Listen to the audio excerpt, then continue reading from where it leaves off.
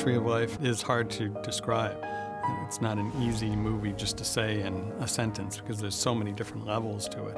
Usually you try to say something like, well, it's about a family growing up in a small town in Texas in the 1950s, but it's much more than that.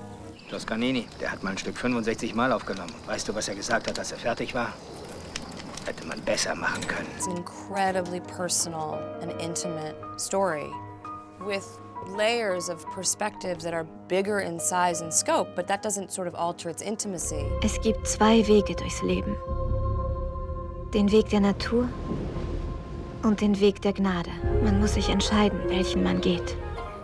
The way the film is set up, you have a mother who represents grace, who is love and caring and giving, and you have a father that represents nature.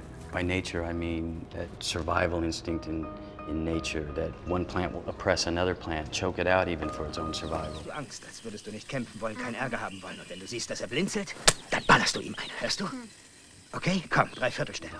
Father carries a lot of resentment, a lot of anger, not being able to get ahead, as the American dream describes, and seeing others and feeling very oppressed himself, and then he passes that oppression to his son.